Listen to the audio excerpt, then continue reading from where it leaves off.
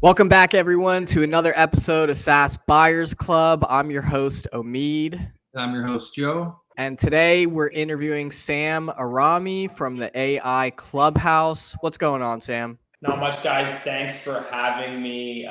Excited to talk about SaaS, AI, everything tech today. Awesome, man. Why don't we start? Just tell us a little bit about your story, who you are, your background. Give us a little context. Yeah, for sure. Guess I'll start off with kind of where I started in university. Did finance at York University. Wanted to become a big guy in a suit cutting deals. Did a couple of internships. Really didn't enjoy them, but I liked the money that came with it. So did a couple of those, and then was lucky enough to receive the chance to do full-time investment banking and capital markets work at RBC Capital Markets. I don't know if anyone's familiar with Canada. They're the biggest in Canada, and they have some presence in the States. But did about 6 months of that, detested it. Too much micromanagement, obviously. A lot of, gray work, as I like to call it. So decided to get up and leave one day. And in my time off, after spending about, say, 6 months with a bunch of failed businesses, and my money getting low, a little tool called ChatGPT got released, and it got my attention. I'd send it over to all of my friends, and then I realized some of them would say, hey, it's cool, this is nice. But one of my friends, Cash, really liked it, and he was finishing up his degree.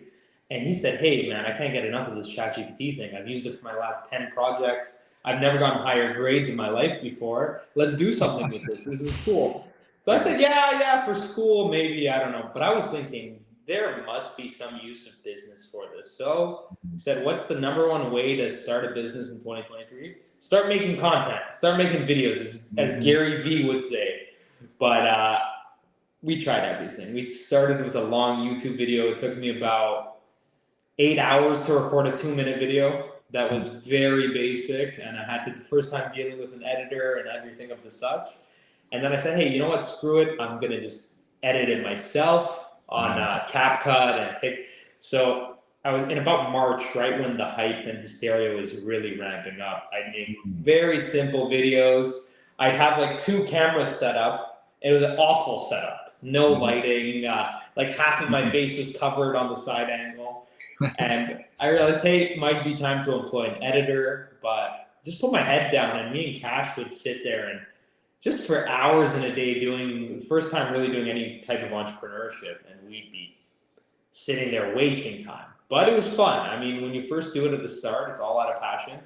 I didn't even think about money. I said, these videos are shit. I even knew they were really bad. But I said, hey, if we keep going, we might get better. One of them might pop off. And that's exactly what happened. The video that really took off and got me most of my following even until today, I was just telling the story how I was miserable at my job. I had a nice car, decided to sell it, decided to go all in on AI, which was the story. And I've never gotten more hate in my life. And it was crazy, 200, 300 comments. And me, I grew up around the bullies. In my generation, I think was the last real tough generation of kids, boys making fun of each other, saying the dirtiest things. And then, at the end of the day, you handshake and you play ball hockey or you play a game of soccer after. So I decided just to respond to the hate comments. And what I realized was the way to really hack it is to keep on having them engage, even if it's negative. Because all the more popular videos you see on the web, it's 80% negative comments. But you want, and that's where I've realized in terms of, especially working the last 2 years, being this kind of not on the fence character, choosing a side and really embodying it, like similar to Andrew Tate, similar to Donald Trump. And those guys, I might disagree with them, but their technique is perfect. You antagonize one side and you become a hero for the other. And it was insane, some of the growth. And then I had one video where I was just talking super basic stuff like, hey, learn prompt engineering, learn how to automate, this and that. That one popped off. I had a couple AI pages post that. And then the journey from then on was, I do a brand deal here and there, even though I promised myself I would never do one. I was too good to do brand deals.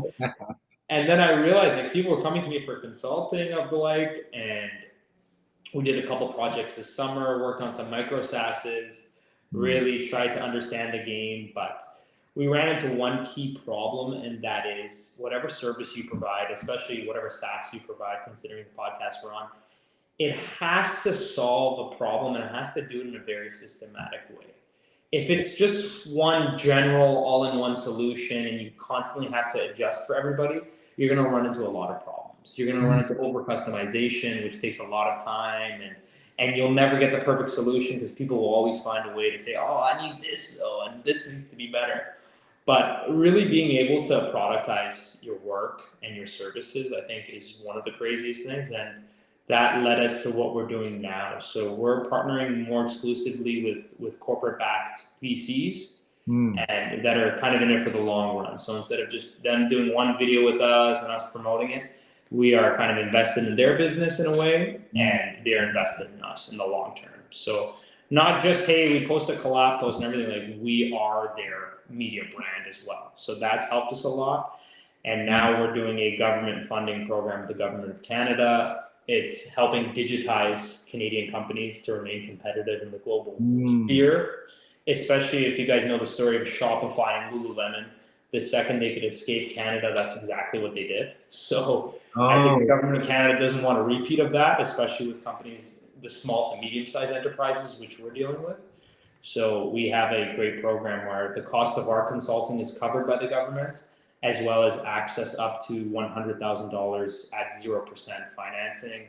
With an even cherry on top, they get a free employee, basically $7,300 subsidized every 4 months. So it's like a jam-packed program that we've been lucky enough to be associated on, and we're very excited about that. Okay, great. You know what? I'm hearing a really good introduction here on what's going on. There's definitely a lot of cool things there that I want to dive into.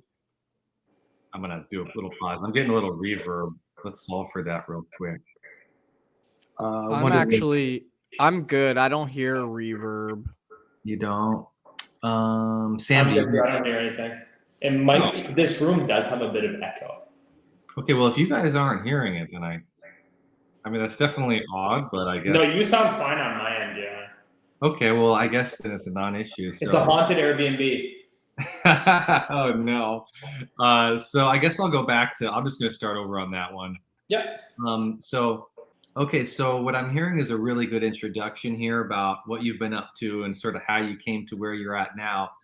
But there's definitely a few things I want to hear more about and dig in on. I mean, there's several things.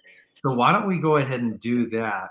Why don't we talk a little bit about your relationship with VCs in the SaaS space or AI software space and what that's been like? And, you know, if you have any specific stories or specific VCs to call out, feel free. Yeah, 100%. So the one that's really coming to mind is cal.com. So they're a very interesting company. I just actually did a video on them, but they're going to come in to kill Calendly. That's their goal. That's their marketing manager, Max. Shout out to him. Good friend of mine. I've only known the guy for 3 weeks. He's treated me like his best friend. But cal.com is coming in for the kill. They really want to do everything Calendly is doing and at a cheaper price, and they want to make it simpler. They want to include a lot of forward-thinking AI into their work, which is why they kind of reached out to me.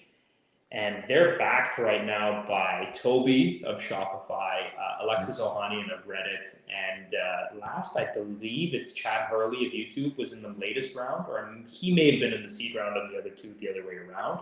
Okay. But they're doing a lot of cool stuff. So I'm realizing working with these brands is the way to go in terms of kind of my background. I knew a couple of VCs because I worked in investment banking. I kind of understood their processes, but they're thinking of more organic ways. They don't want just to be, you know, promoted by a big social media page and then it's done. They want to partner up with leading thought leaders in the category of AI, especially. It's still in its infancy, so they want to be on the early stage of growth, and it's not necessarily they naturally go on the biggest producer or biggest, most followed influencer. Because a lot of times, and I've realized this is a lesson I think a lot of companies need to weigh in. Sometimes the influencer with 35,000 dedicated high quality followers is significantly better than an influencer that posts reviral stuff of other people and might have 200K, which you don't even know is organic or bought. Then you run into, sure, they have a bigger reach, they might get double the views in the video, but the end client that's watching it is never going to buy the product, is never going to be a user of the service. So it's dead views, which is a lot of the case of these big pages, especially if it's a page with no one's name on it. And I think a lot of people run into this with business. I had a cousin who's ran multiple faceless businesses. Nobody knows you, so there's no real network effect. You can just say, yeah, I run this big page, and in real life, when you deal with people that are doing deals, that are cutting stuff, that are interacting with clients, that's worthless to them. They want a face behind the work, because then they know, hey, this guy stands by his work. If it's a scam or not, he's going to fall with it, right? And it's not as simple as just hiding behind a few couple famous influencers and saying, oh, the project didn't work out. It's I think transparency is being respected a lot more in today's market. And people, while they want you to have a brand, they kind of want your personal brand to be a part of that as well. And if you're not doing that, it's a waste of time. Omid, I'll throw the mic over to you, but one thing I'm seeing here is that, you're really on the tip of the spear when it comes to the cutting edge here, in working with these AI apps and sort of experiencing their immersion. I'm always trying to get my hands in the camera, but it never works. And experience their immersion into the market and their direct confrontation with viewers and consumers. And you're right there. So there's definitely a lot, I feel, that we can unpack there just in regards to that specifically. But Omid, why don't I toss it over to you to carry us on? Cool. Thanks, Joe. Sure. Yeah. So that's interesting in terms of, the story that I heard you share in terms of context, because you run this large Instagram page, the AI Clubhouse, that is geared towards, being a thought leader in the AI space. Actually, why don't you talk a little bit about the AI Clubhouse? What is it? Yeah. So initially the name started. I also have the neon sign, but the neon has died out. I think the USB is faulty. But the AI Clubhouse started, and this is just from a naming perspective. Me and Cash were sitting down, and I think it was February. We were talking about, hey, we got to make something, and we got to have a name. First thing every business owner does, right? And I went, I can use me as the brand, but I have no value yet. Like, I'm a former investment banker, but that's about it. So they're a dime a dozen. I said, people live very docile lives, and they want to be a part of something interesting. They want either some type of membership or brotherhood, whatever it may be. And I've realized the number one group that likes to form in these brotherships, that really likes that feeling of camaraderie, is young men like myself. So I said, cool, we'll call it the AI Clubhouse. Whether you're a dev, whether you're an entrepreneur, whether you're someone that just is interested in AI, come join the club. Come join a place where we can speak, where you can discuss ideas, where you can partner up with people. And that's what it initially started off as, was a cool place where, hey, AI is so new, no one knows anything about it. So let us just put out the absolute basics, which is going to attract the most crowd. And then over time, we can learn, hey, maybe we can become a venture studio, which I still think is one of our goals. But after meeting with many venture studios and trying to work with them, it's an extremely complicated business, and that's the one thing. As I've grown with age, I'm only 25, but I've realized simple businesses are oftentimes the best.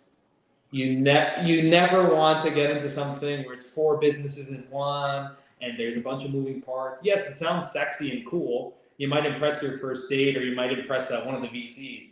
But simple businesses win. Simple business mixed with scale is usually the formula to success, to riches, to stability. So a lot of the early work of the AI Clubhouse was some big level, venture studio backed, and we'll have a licensing agreement with the devs, and they'll sign non-disclosures, and we'll build these huge AI apps. We'll get funding. But I realized even if you get funding for something, doesn't mean it's a good idea. It doesn't mean it's a viable way to success. Arguably, like, people view that as the end goal, is getting the funding, or being funded by a VC. But when you realize VCs, especially early stage, they're predators in a way. They're hawks. Yeah. They definitely are going to look for potential, but they're basically looking at a competent management team first. And then at an early stage when there's no other investors, they're taking a ridiculous amount of equity. So you have to be careful. So I always thought, hey, build out a micro SaaS first, build out small solutions that work, scale it on your own for as much as you can. And then when you do really need the millions or it's proven and you have attractions from multiple investors, then you're in the game of VC. Not when you just pitch whatever one-off VC, they give you a shitty deal, you take it because you can say you're VC backed. I think it's much better and I think it's much more feasible now to do it on your own or within your friends and family. So yeah, that's kind of the AI Clubhouse spiel. Yeah, I mean, to throw a little quick responses back at you to jump in here, there's definitely that thing where people think a lot about funding and raising capital, but it's actually about making money, right? Generating repeatable revenues, right? That's the SaaS motto. Yeah. And, I and Omid also had that faulty conception in our early entrepreneur days, and It's true. we were like, "Oh, the big funding rounds, yeah." It doesn't mean. I mean, it means something, but it's definitely not the end goal at all. In fact, what we teach today is exiting is the end goal. Yeah. Selling your business and capturing the value in liquid cash in your bank account Yeah. is the end goal. That's one little comment back. And another thing, not to get into detail on it, another thing back for you is, yeah, venture studio is kind of like a hackneyed concept at this point. I would definitely recommend that you go instead, and we're like, finance lawyers too, right? Yeah. I would definitely recommend you instead go this route, which is getting small equity stakes in businesses that are likely to succeed, and then contributing in return for that on a very narrow scoping of contribution. Don't take a lot of burden in several businesses, Mm-hmm. but take burden on where you're particularly suited to Yeah. deliver great value without committing 20 hours a week, which is just buying yourself a bunch of unpaid paying jobs for future potential equity. So definitely, Absolutely. I would say go in that direction with that equity upside. But that's just a little bit of non-legal legal advice there. And why don't Omid, you asked the question about the AI Clubhouse, so why don't you kind of take us through that, because there's definitely more to unpack there. Totally. Yeah. So, all right. So I hear the trajectory of the AI Clubhouse. You originally were going to be a venture studio that like cranked out AI products, pretty much, is essentially what the original OG vision of the AI Clubhouse was. And I hear that the story of like how you created the AI Clubhouse was it was you and Cash, you were hanging out and you guys were like, cool, let's create something. People want to be something. AI is hot. Cash crushed his homework and got all A's because of ChatGPT, right? So it's a simple story, but it's the exact truth. So you guys were like, boom, AI Clubhouse. And then it sounds like and the lesson that I'm hearing that you really got, was the original vision was venture studio. And then you learn, no, simple is better. Let's keep it small, like solve, small solutions. So, which are micro SaaS. Yeah. So what's the vision now for the AI Clubhouse? Well, it's definitely what you mentioned at the end, but since we've been working on the Canada Digital Adoption Plan program, CDAP for short, we've done something that I think wasn't a focus at the start, and me and Cash have this, not necessarily argument, but it's more like a violent reminder. We are not building solutions that we think are sexy and we think will work. We're not going to build it out first, then promote it, and then be like, oh. I think a lot of people, the number one mistake they make, and what we were making and what we remind against, you want to have kind of a founder fit platform where you're thinking like the business owner. And business owners don't think of solutions and then problems. They think problems first, especially big, high level problems that are constantly in their daily business. If you can kind of mark those out and map them out, then finding a direct solution to them, then you're starting to think. And obviously, it's not going to be an obvious problem and an obvious solution. Sometimes It's a micro problem that could lead to bigger problems down the line, which a lot of people will pay for that, I think, in terms of the solution. But in terms of us working with the government program, all of our clients, the first hour and the questionnaire we just sit there and we say, okay, what do you think actually the business needs? Once we see that, we determine solutions to fix that problem. If that's viable and that's a case that we can apply to different businesses, then we can start a whole product base out of that. We can start a whole service base out of that. For example, we had a caterer, and he said lead generation is the number one problem. We're new, we have really good food. They're partnered with an award-winning bakery, so they have the food and the service set up. They have a long story team that's done catering events, but they wanted to branch out and start a new brand. What I realized is, okay, so everyone needs lead gen. Everyone is looking for new revenue. No shit, like that's obvious. Everyone wants new users. What is your ideal user? The guy goes, yeah, someone that'll order continuously. I was like, okay, so second level thinking, if you guys ever read Howard Greenspan's novels on this, you have to think, okay, what's going to cause something or someone to need something consistently? Habit. So I looked at a couple of things. I said, what's a certainty in life? Death. What happens when someone dies? They host a funeral. Yeah. Who hosts these funerals usually? No one private. You went dark really quick there. Yeah. You have to sometimes. Go on. Yeah. I grew up with a very stern Persian and Azerbaijani father. This guy made me know that death is around the corner. He said I could die tomorrow. My sister would cry, this and that. I go, no way. Are you serious? Like, show me. But the thing is, leading on to death, the funeral homes are perfect clients for our catering. And even if it is once a week, once a month, they're always going to have demand for catering. Sure, you could say like an office. People always just search for generalities, especially when the industry's already kind of developed. But you really need to think, hey, okay, cool. We'll move on with this and then try it. So what we did with the client in the catering business, we said, okay, cool. There's about 150 funeral homes in the GTA, which is where I'm based out of. We're going to contact them with an email campaign. In the meantime, you're going to also call in their number. And worst case scenario, you also walk in and say, hey, here's our flyer. Here's a one-pager of our menu. If you're interested, we can offer it at a discount rate. Whatever offer we built out. But we tried a bunch of things. This guy had too many clients. They couldn't hold it in. And then we realized, okay, damn, this works in Toronto. How different are funerals in Omaha or in Ohio or in Miami? Not that different. They still need catering. Certain areas might prefer a different type of catering. This guy was serving Italian food, so everyone loves Italian food. It's almost the easiest, too easy to sell. But if you went more regionally, let's say at a Cuban funeral, they're probably going to want Cuban food. So Cuban caterer is perfect for many locations for funeral homes there. But we've realized that working with these clients, not only are we getting paid from the government through reimbursement for our consulting services, but we're getting an inside look into a business and we're getting paid at the same time. So it's paid learning. It's one of the best opportunities I've ever seen in my life.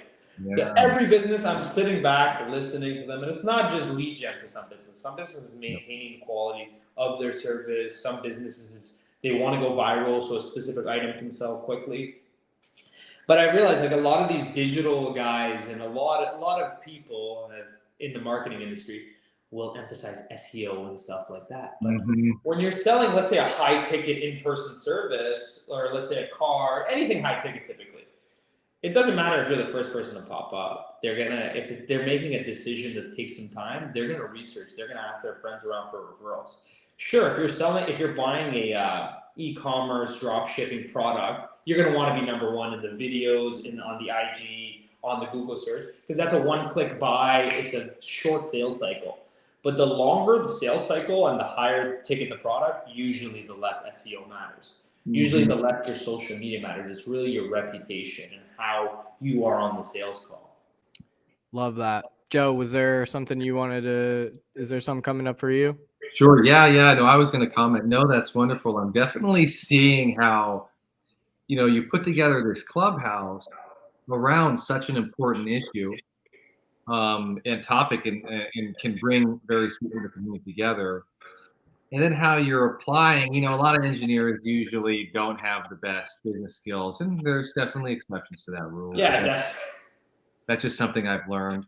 But then you're also offering these really great business management consulting services and marketing type services that really put you again in the center of this emerging industry. I would follow up there, and I want to ask more about what you're seeing, the dynamics, how the dynamics look in regards to these emerging businesses. Are you seeing a lot of businesses? This is more of a general question, like, are you seeing a lot of businesses like over scope and not be able to deliver a more advanced chat, maybe even just a chat GPT API product, or otherwise an AI, algorithmic product? Are you seeing a lot of people get traction and deliver within the Clubhouse? Tell me just generally how the Clubhouse has been faring. Yeah, so what I've realized, and especially running the Clubhouse, you can't take every client. You have to qualify first, and that's not just saying, oh, can you spend $500 with me every session? That's it. That's a completely irrelevant thing. Budget's completely different from that. But the quicker you are to not guarantee results, but have a set of results that have been achieved in the past, and set a standard of, hey, we can get you 2 to 3 clients for your catering business. Boom, that's a very simple offer, and you can do a half upfront, half later payment system that checks that out. But I've realized, and it's with SaaSes, it's with AI companies, it's as Hormozi says, you are selling the vacation, not the flight. No one could care. Sure, they might see my page, the AI Clubhouse, because they're interested in AI or in business in general. They want to be a part of something. But no one cares if the results I can get them are achieved by AI or if they're achieved by SEO. They want the results. And that's what I'm realizing. A lot of the younger guys I mentor for automation agencies, for AI products, they want to use AI as their whole pitch. Well, that's great to get your foot in the door, but I don't, apart from VCs that are money hungry with too much dry powder on the table that need to invest in AI, even though that has cooled down as well, people want results that are quantifiable. That's the main thing. Like, Joe, imagine if I told you I could save you a lot of money. You'd say, okay, I'm interested in that. How about I told you I can save you $8,000 in your legal business, helping you write contracts? That might interest you more. You want people that are experts in your field, like yourselves, they want something specific. Sure, I might know less than you guys, but if I can help you achieve a specific goal in your business that has been a pain point that you guys have been struggling with, you'll listen to the conversation. You might not buy right away, you might not, but you'll at least be like, hey, kid, at least he's pitching something specific. And people yearn for that level of detail. And it's a lot of business lessons I've seen come back to romantic relationships and friendships that I've had. And I look at all the mistakes I made, and it's simple things like desperation. It rarely, I don't think it ever works, no matter what. Whether a girl's breaking up with you and you're begging for her to stay, or you need money from a friend that you haven't spoken to in a while, people sniff it out very quick. Yeah, people don't it's the thing that Robert Greene talks about in his book with 50 Cent. We really respect self-reliance. We like people that operate themselves. That's why we love the basic entrepreneur. It's like, oh, he doesn't rely on another man. He really goes out after it and gets it. But we despise lack of self-reliance. Because deep down, those guys that are overly social, that are always talking to people, always feel the need to never sit down on their own and try to figure out something, we just think in the back of our minds, like, go do it yourself. Like, don't ask me for help. And I feel like a lot of Persian fathers actually suffer from that. Their son always asking them for money or borrowing the car. My dad, many times in my life when I was younger, and this guy wouldn't give me a dime. He was a university professor for 50 years. He had the money, wouldn't give me a dime. He's like, oh, you're going to learn independence. And he always used the word independence. So I was like, oh, it just means being alone, this and that. It's exactly wrong. What he meant to say was self-reliance. We really appreciate people that can do it on their own.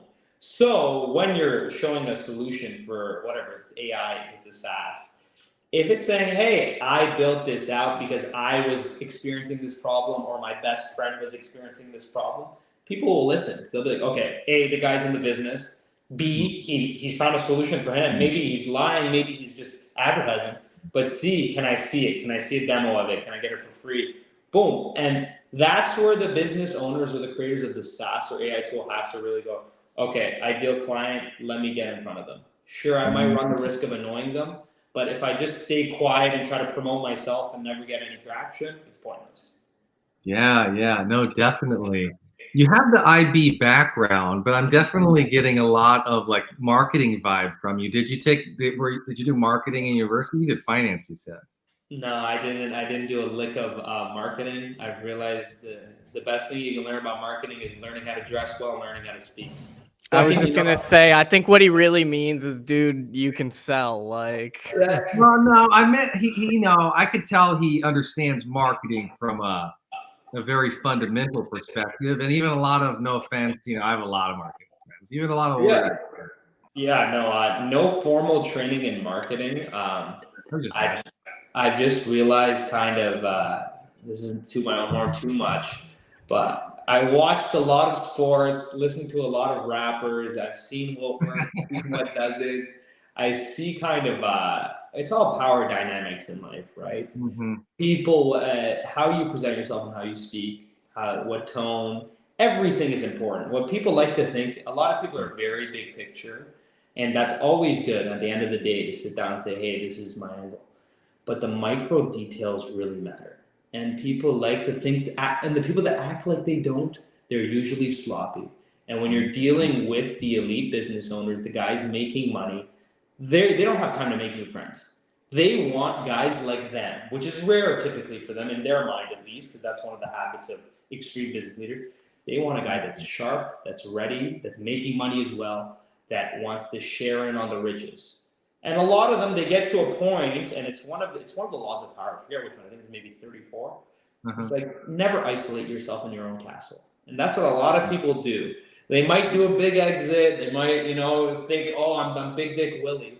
But the second you isolate yourself and you get away from the neighborhood, similar to a Bronx Tale, they ask him, Sonny, why do you still live here? You're a millionaire, right? And he goes, hey, you can't be too close to people, but if you're too far, you lose a lot of your power and influence. People think, oh, this guy went Hollywood. This guy doesn't even live in the neighborhood anymore. And that's a lot of the things these guys, they might initially start with a good group of people, a good group of business partners or good friends, and they might do well 1 year and blow them out of the water that year. That they think, oh, now's the time to separate. That's potentially the worst thing you can do, because you get away from your herd and then you try to attract new animals in the animal kingdom. You're only going to attract the guy smelling blood, typically. And that's what I've realized. It's like, there's a reason why they refer to elite businessmen as shark, because eventually they might swim near each other and swim as a group, but they'll bite you in half if you really let them once they smell blood. Oh, sure. How'd you realize that? I've seen the grimiest things. I've seen friends of 10, 15. I've seen actually two of my best friends. They had the best years of their life. Most money made. They found the love of their life. They bought a house. In those years, they got snaked probably by 6 to 7 of their close friends. And I went, damn, I need to have less close friends. And second, you can sniff out a lot of these things. Our mind just rejects it because of loyalties or our heart's feeling. But majority of the time, you don't need to get bit to know it's a snake, as 50 Cent would say. Half the time, it's there right in front of you. Like, one of my main things is I won't do business with a man who's married and cheats on his wife. And a lot of people say, whoa, that doesn't matter. I go, listen, if this guy can cheat on the love of his life or a woman he's been with for 10 years, what are the chances he's going to fuck me if he sees $1 or $2 that he can take? It's a very true thing, and people don't like to accept it and say, oh, but I know a guy. I don't deal in one-off stories or anecdotes. I deal with what the general perspective is, and that's what it is, right? So I just think the game is really fun, but people really get out of their heads. And I've seen it too. When I was going viral like crazy, I thought, hey, it's going to go forever. I'm going to have 100K video. I'm going to have 1 million followers by the end of the year. That's simply not how it works, and it's okay that it's not how it works. The game isn't supposed to be some linear thing that you can estimate. So that's the beauty of life. No matter how bad or good it is, it can change, and that's what causes, you know, good moments and bad moments.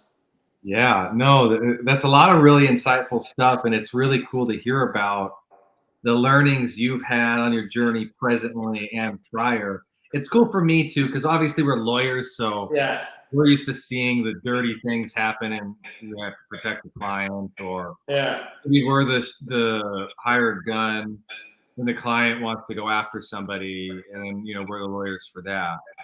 And so we definitely see the details. And so it's cool, however, to hear your perspective on things too. So I like that. Sorry to swallow it. I was in meetings through lunch, so I've been trying to eat, but I'm literally still starving. I'm no worries. eating berries, so No, I'm good. gonna. Blueberries for anti-aging. Nah, he was No, having strawberries. I saw the I got all the strawberries. berries except for the blueberries. Okay, good. A medley's always good. Yeah. I don't even eat lunch anymore. I do the OMAD diet, and my Oh, blood sugar really? spikes. I fall asleep at lunch if I eat anything. I can eat a Oh, salad and still fall asleep.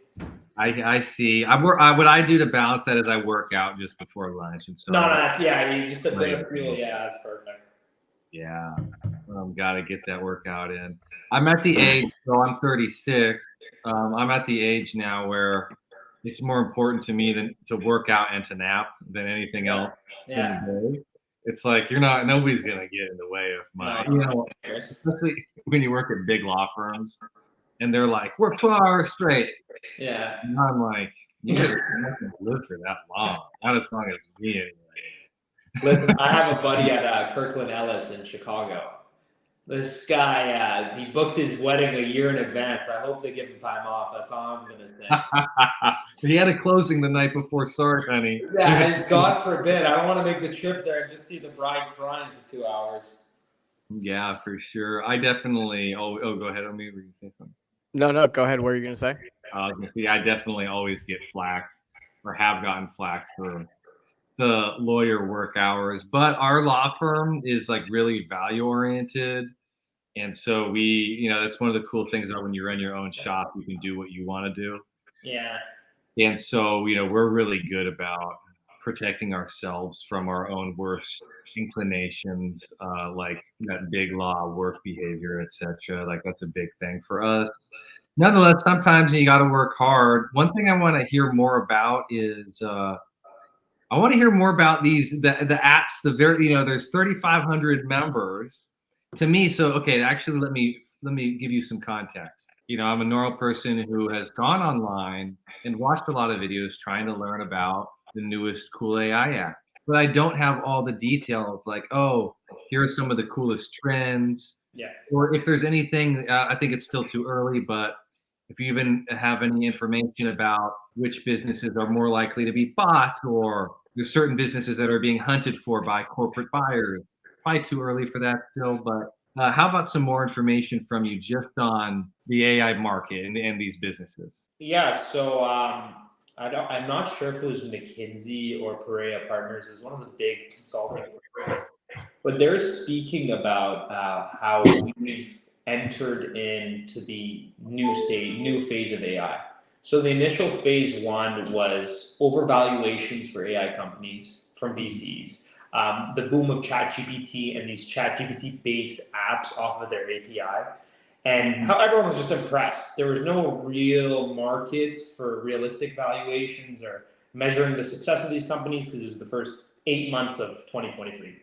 Mm-hmm. Now we're entering the second stage, which is a lot more interesting, in my opinion, where the apps built now and the tools and the platforms aren't just an API rebranding. It's, let's say, an editor needs lighting effects, sound effects. The AI can try to control that, and it's not just a prompt. It can, on its own, kind of understand, hey, make this darker, but in this style, in the style of Dark Knight, as we mentioned, or hey, cut these every 4 seconds unless I say this word, then wait 8 seconds, and that level of editing will help the elite editors, but it might also give a leg up to those editors that just lack those qualities. So skill gap might be lessened in a lot of professions with AI, which I think that's the cool portion, because when you're selling to businesses and you say, and I've done this before, it's brutal, but it's the way of life. I say, hey, I'll get AI all into your business, we'll implement it, but that doesn't matter. What will happen, what you'll receive is your top employee will now do the work of 3 employees, and your worst employees, they won't be your employees anymore. They'll literally be out of the office, and payroll will be significantly lessened. So if I'm charging you $8,000 across these next 3 months, I guarantee over the year you're going to save $80,000. This seems really realistic as the trajectory. That's how business owners think. They look at their bank statement or their balance sheet at the end of the month, and they want to see results. They don't. I even tell it to Cash every day. Sometimes I'm doing a lot of the branding deals. I'm doing a lot of the government deals, and Cash is kind of just our product development mind. Sometimes he'll just be aloft, and he'll be managing some random product. And I say, hey, results. What did you do today? Watching a video and trying to learn at the start of the day is not a feasible way to run a business. Right away when you wake up, I realized high ROI activities, whether that's signing clients, doing work for clients, or trying to find new clients. At the end of the day, when your body's done, your brain's done, your blood sugar's probably low, you just ate a meal, boom, that's when we can kind of go into that reading mode, that mode where you watch the videos and go after it. So back to the original question of what phase we're in AI. Now that discovery is done, now it's more of a solidification of different services. So the guys are going to get into the big scale contracts on what they want to do. The small players will lessen because the buzz of the main ChatGPT is out. And you're going to have more of the thought leaders and the guys that want to be in this industry for 10 to 20 years. And I liken it a lot to the advent, I wouldn't say the advent of the internet purely, because it's not that. I look at it that way though. I really do. But go on. I'd say it's like the advent of the search engines. Because when the internet first came out, there was no real Google, and it was just, oh, you can send an email if you have that person's email. Yeah. Cool. But the search engines was the first feedback you'd receive off of typing in something. Let's say barbershops in Toronto. You might get some guy had it in his website, and now you can go to that place. Whereas now with the feedback of your input, you're getting into the stage of live, live. I don't know what to say here. Let's just say a live feedback into your prompts. So very, very interesting time in AI. And I think this phase will be significantly longer. So you might look into a 2-year phase. And it's not something like a crypto boom. So whenever someone talks about crypto was a technology that promised to do something in the future. AI is a technology that is doing something today, and it can only get better because we're only adding to its knowledge base. There's never a day where you're going to be like, oh, ChatGPT is trash now, I can't use it. Like, these guys are so funded, it's such a like, sometimes people complain like, oh, ChatGPT gave me a stupid response. You know how many responses it's giving in an hour in a single day? You know how many characters it's spitting out per second, probably? That, it has a 2 to 3%. But every time I've dealt with ChatGPT, the only times there's been problems is lack of prompt engineering. And I'm not saying that from a big computer scientist. Listen, I barely know how to code in HTML. But I will say, if you learn how to speak to it, if you learn to just even set a tone right at the end of everything, you'll get a lot more out of it. And ChatGPT is not meant to do everything for you. You still have, actually now it's more important to have a brain. It's more important to have some creativity.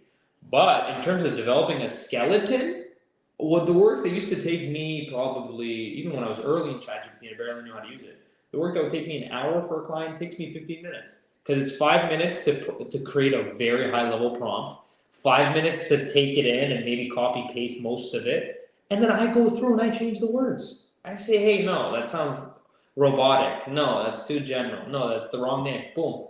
I fix it up. But that's why your eye for detail matters a lot more in today's age. And I think a lot of people, they're starting to lack that, or they don't put as much emphasis. A summary of that, I'd say with GPT, the work is getting cut in half, and the people that know how to prompt it right and know not to get frustrated. I think a lot of people I know, they'll just do one prompt and be like, it didn't give me exactly what I want. I'm like, well, you didn't speak to it exactly how it wants to be spoken to. Yeah, I'll have like hour-long conversations with the thing where I'll just talk to it, man. Like, that's the way to do Are you it. doing?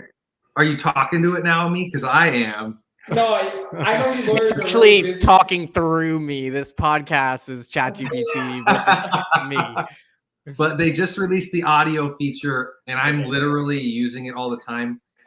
Quick anecdote. Sorry, I'm going to take over for 10 seconds. One of the craziest things is because it talks with confidence, just like it writes with confidence. It even enables you to learn more because, like, I was listening to a YouTube video with this anxious law professor who was speaking so fast, and listening was making me anxious. And the Chat GPT guy is so confident. I'm just like, hey, dude, you wanna do my legal work for me, man? No, fantastic.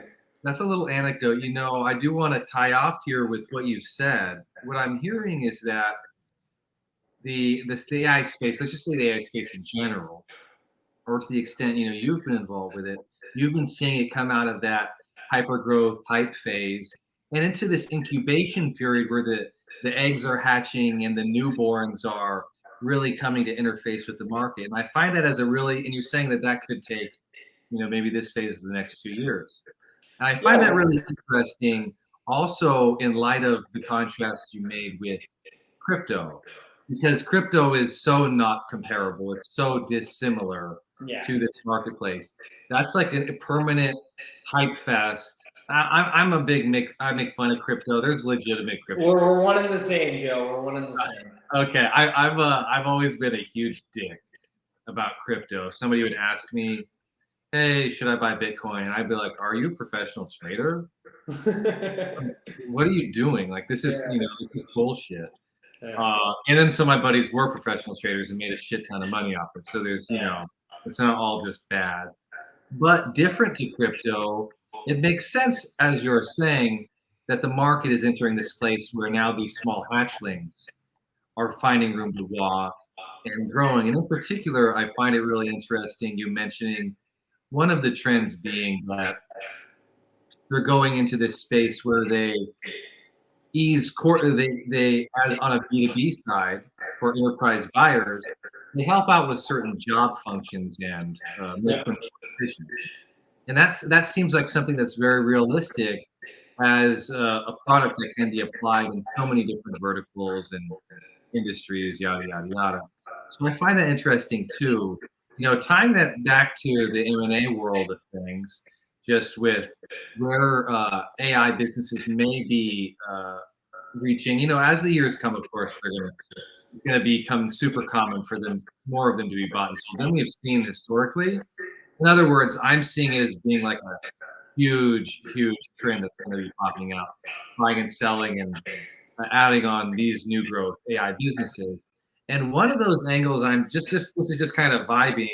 One of those angles I'm seeing coming is these enterprise customers, the big, the GEs of the world, these enterprise customers giving early offers to some of these AI fledglings so as to incorporate their products integrate them directly and only into their business, and also carry on the development thereafter. That's a normal thing in the M&A space. It's like a type of M&A. It's a type of strategy. And I'm seeing that as potentially, from what our discussion here is now and my other reflections on the subject, I'm seeing that as potentially being a hefty angle that is taken on M&A of these new AI businesses. Yeah, in terms of what I'm seeing, I don't want to say it, but it does give me remnants of the dot-com crash. And whereas now the market might be more educated and can smell a scam, and it's easier to do a vetting and research on companies, exuberance usually causes crashes. So a lot of these big companies like a GE or let's say a Microsoft, they can afford to lose $1 billion or $2 billion on an offshoot that it makes $100 billion, right? Whereas now a lot of times they can really, through their due diligence, they can just see, hey, if this company is making money and it's really basic, like let's say it's just based on a ChatGPT API or even like a Telegram API, they can just say, hey, we can have an internal team of devs that we already paid $400K a year. You guys build it out. Here's an unlimited budget. We can market it like crazy. And why don't you just build a competitor to this? Because the space is so new, right? Why would you buy the incumbent when you have a chance of just building out something of your own? And then when you're competing with them and taking away their sales when they're at a lower leverage position, hey, we'll do the buyout now, half price of what we offered initially. And a lot of these small startup founders, while they're brilliant or they could be first on something, they're missing out on that concept of, hey, if you get an offer, might be smart just to cash in a little early. Like, everyone wants to cash out at 100 bill, but sometimes a couple million, 2-3 million might be your best bet. It's better than trying to look down the line and not being able to get a sale, and then you're sitting on something that might only make 200K a year, right? That's what a lot of the SaaS, while I love it, a lot of the founders get unrealistic expectations on multiples. Yeah. You're dealing with a company that's 20% churn, and you're like, okay, like you don't get the same multiple as a company that's 5% churn. That is kind of sitting there super solid. That clients really are giving feedback and you're implementing the feedback, right? Everyone, I think, and it's the entrepreneurship fallacy. Everyone wants to be smoking the cigar, leaving Friday early to go to the Hamptons or Muskoka, where I'm from. And it's not that. It's not kicking your feet up, especially in the early stages. It's war. I mean, especially, but we are seeing a turn in the trend, right? So the micro SaaS market is people who recognize the value of building these small products, because there is a phenomena in the SaaS space where at a certain point, if you get too big as a SaaS company, M&A just doesn't make sense for you anymore. You have to IPO, or it just doesn't even make sense for that company to purchase you, because then you're not really a standalone product for them that they can integrate into their pipeline pretty much. So there not only has this been a strategy in terms of snapping up companies in the early stage, but kind of paired with what you said, Sam, in terms of, seeing the .com boom. And I think what you're referring to in terms of the similarity to the .com boom is everybody and their mom is starting an AI company. Everyone's like, oh, generative AI for this, But I'd say that's over already. I'd say that stage, you have, I'm not saying it's fully over. It's never fully over. You're always going to have it. But that level of exuberance, because a lot of people launch some of these projects, and some of the early brand partners I had, the main AI product I've seen, I'm telling you, this is like 80% of all AI tools, content creation tools. We'll script for you. We'll make a video. Right, there's a lot of those. Yeah. And honestly, I mean, I don't work with any of them. They're all garbage. They all suck. And this is coming from a guy that went viral organically, wrote my own scripts, I sometimes try to get GPT to help, and eventually I was like, if everyone's using it, I'm just going to sound like everyone else. And there's no guarantee of reality there. But a lot of these tools were just these shitty with decent budgets. A lot of them were from India. A lot of them were from Ukraine. I've noticed Dubai, where it looked like they needed to shell out the money, and a lot of things you'll see, especially with conferences as well, they're just paying influencers anything. You could, at some points, I didn't need to send my media kit. I could just say 3,500 for a video. And that video, there's no guarantee it gets 100K views, or if it gets 10K views, or if it gets 5K views, but they were willing to shell it out. So it was a very hot thing to move money around. I'm invested in an AI company. It can take a loss. I'll eventually have an investor come in. But when you look at these companies, empty. There's a shell, and inside was completely empty. It was a basic ChatGPT API that even I could probably program.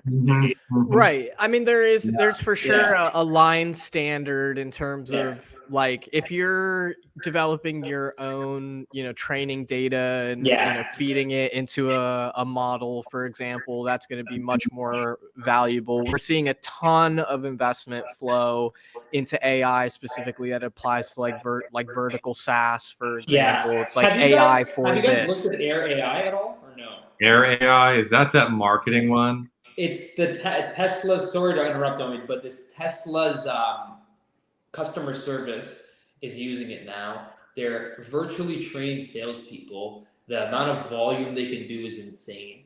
There is one fault to it. I saw the ad. Yeah, they take a bit of time to respond, but they're even getting the VC I'm partnered with in Kitchener, Ontario, here next to the University of Waterloo. He got contacted to say, "Hey, can we use some of your call data for AI?" So they're using very sophisticated people's calls, and it's not just basic customer service. It's getting to a level that and they ask $100,000 to work with them. So I think those companies that really can promise huge call volumes, and going back to results, if no matter whether the company's AI or SaaS or anything, but if it's promising big level results, especially with, it seems like every business needs lead outreach, lead generation, and closers. Like I have about 10 kids a day in my DMs asking, "Hey, do you need an appointment setter? You need an appointment closer?" And maybe it's just a trend, but that's when I'm realizing clearly there's a need in the market for these type of services. This doesn't seem to be much. But yeah, they're there because there is for sure a need. And the other thing we're seeing a lot of too, especially in the social media space, are these AI automation agencies. Yeah. Are you seeing these too, Sam? What are these AI automation agencies? Yeah, so they're called AAAs or AAAs, as not to be mistaken with the guys that tow your car. But some of them do really good work. Some of them do bespoke product creation. Like we were doing a lot of that in the early stage. But we realized, like, you're trying to explain AI to a lot of business owners. They simply don't have the time, patience, knowledge. And if you try to sell it to a tech founder, this guy's already on it. Like, what people are mistaking, they're acting like AI is new. But if you look at like the first Telegram bots you could make, it was 3 years ago. 2020, they had APIs ready on Mr. Bot, or I think his name is Bot Father or something like that. That's the one that initially launched. Zapier has been around 10 years. Like a lot of automation, not to be mistaken with AI, but they're constantly at grips with each other. A lot of this stuff has been around, right? So while the market is, in terms of the hype, is very new, a lot of the times they were already pushing this down, and the guys that were in the know were using it. But back to the question about the AI automation agencies, it's going to be a similar flow to the SMMA phenomenon that Iman Gatz pushed, where everyone needed social media marketing. Now every business needs AI, this and that. But I've realized you can be an empty face with no following, no real lead magnet, no way for incoming leads to come to you or referrals to come to you, that you're just going to fall into their offers. It's just going to be a price war. It's whoever's going to price them the least. Or what I had early on was a lot of business owners coming to me asking, "Hey, how can I implement this?" And I had to do bespoke plans like that. But it's going to be the exact same as SMMA. Right now, you already have too many kids in it, and you're going to have a bunch of kids that have nothing to lose. You might have 10 kids in India that do a great job for $100 a month. I mean, what, you're going to compete with your $5,000 a month service? Yeah. Like, it can be a good service, but AI automation in a business that can't use it half the time is not worth it. AI automation in a business with no branding and no internal leads, no real way of making money with or without AI isn't worth it, right? And usually businesses that are already going good, they're not going to want to add in new investments to maybe give them more money. Because usually the way it ends up is a business is making, say, 20K a month profit, which is extremely impressive. They might be like, "Oh, okay, cool, we'll take this on." They try it for a month, they lose $5,000, they'll never do it again. And a lot of them have been burnt by the SMMA phenomenon, so they're hesitant with AI automation.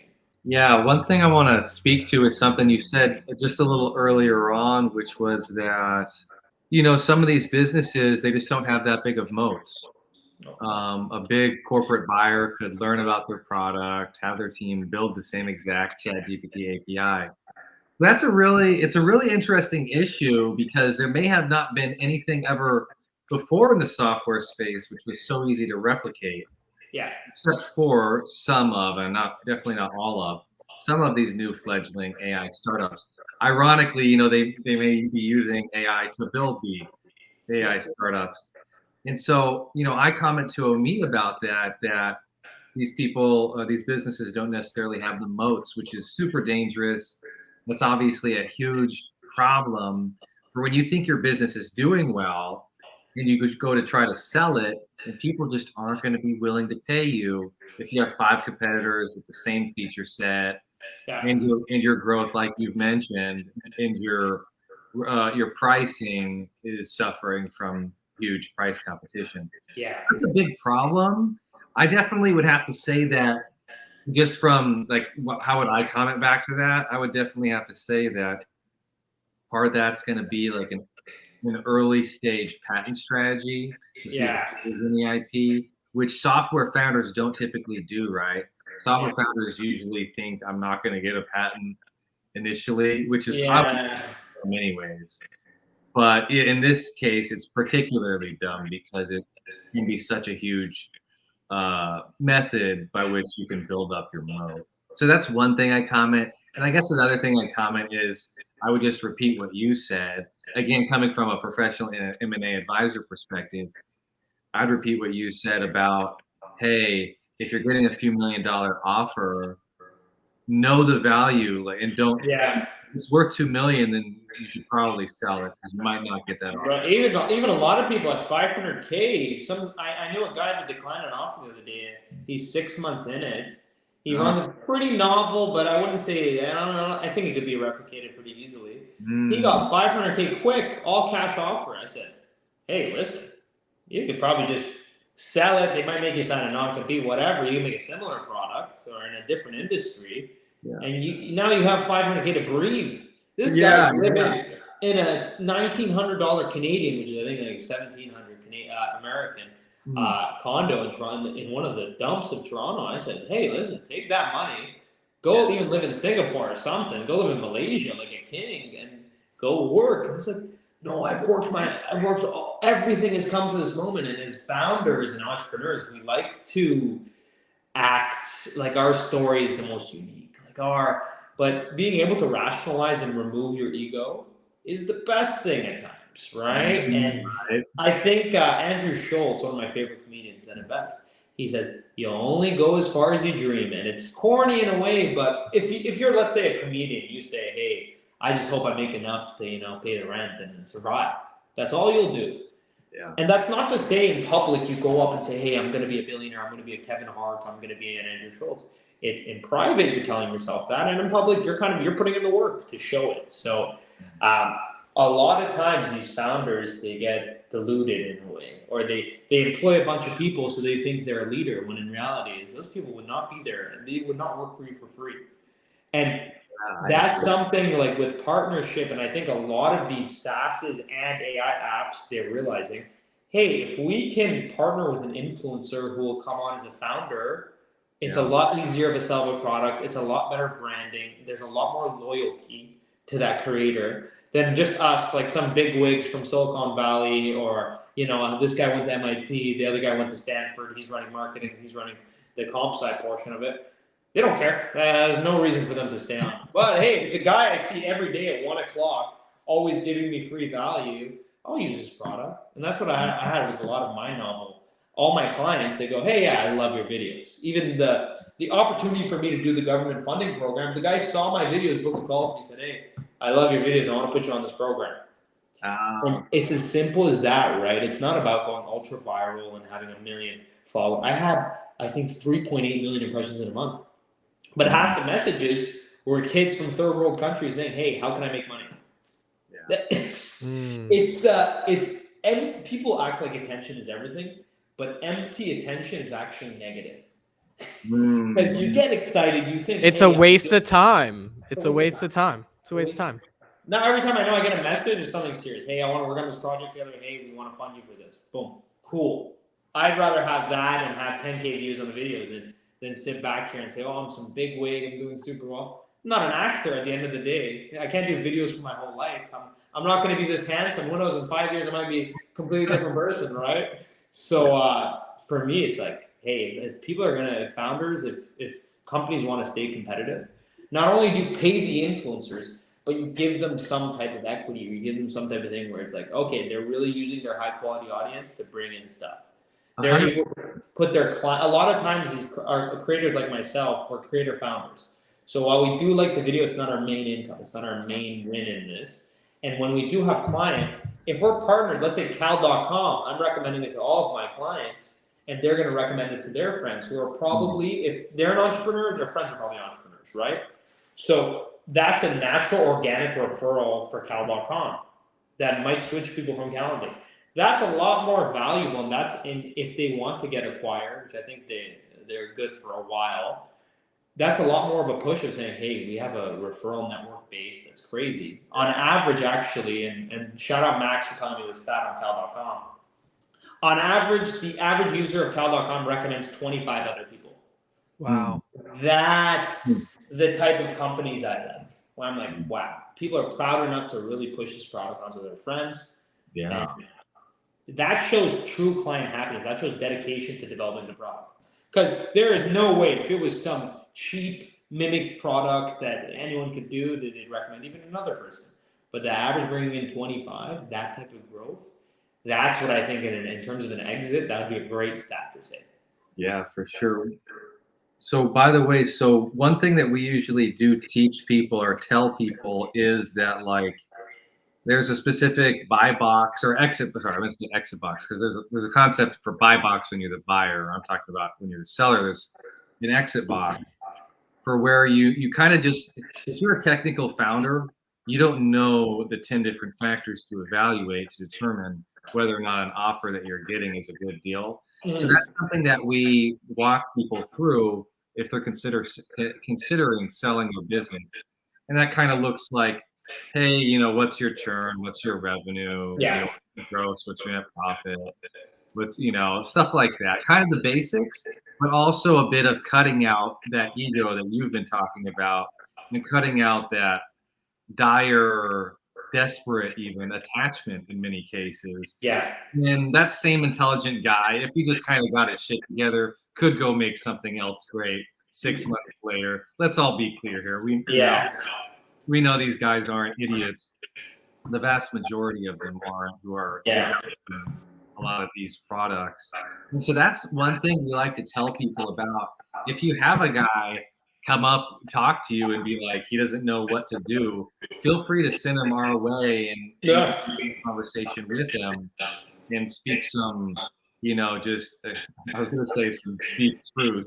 Really just give him some professional foundation by which he can make his determination.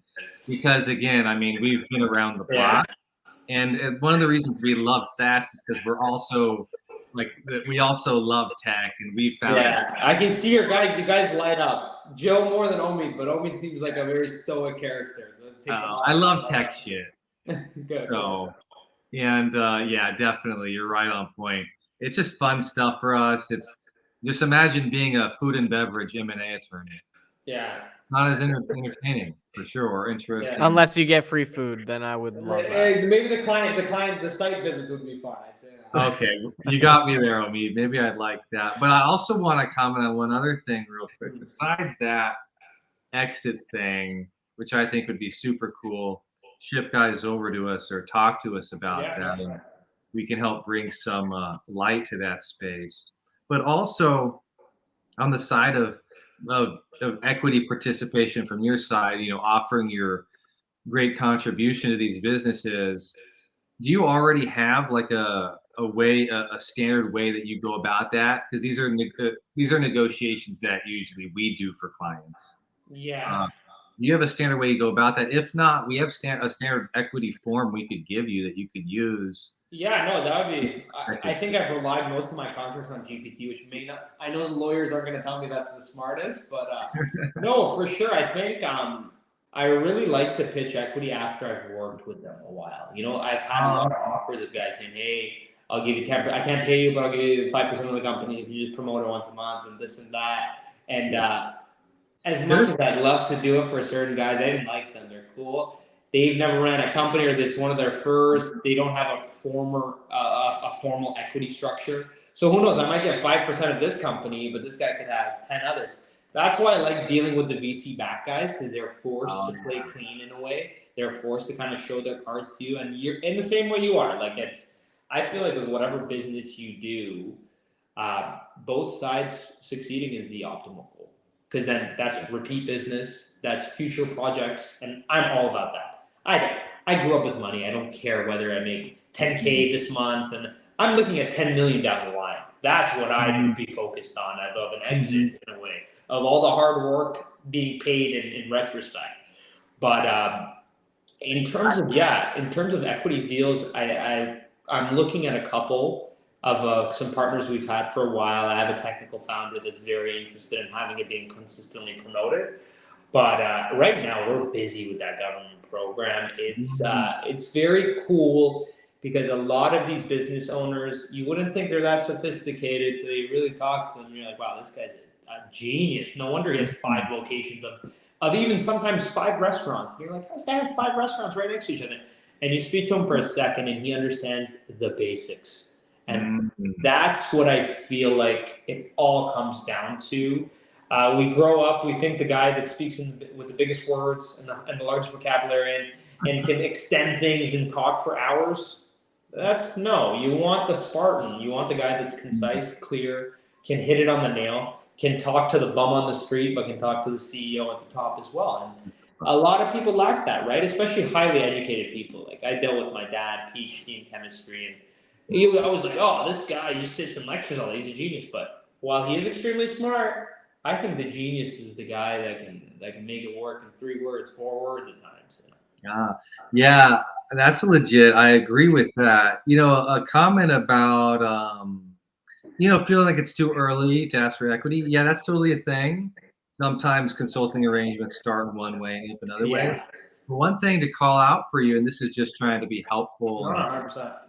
while we're here and stuff, is that it's so common in the venture space for advisors to get an initial equity bump. There's what's known as the FAST. My memory, I'm totally messing this up. It's the FAST agreement, I'm pretty sure. I mean, do you remember what it stands for? Safe. No, not the SAFE. That's a different one. The FAST is the go-to Silicon Valley advisor agreement. It's a form that everybody uses. It's like kept updated on the internet. If you just type in, you find it. Cool. And it's something that venture-backed and pre-seed and seed startups commonly see.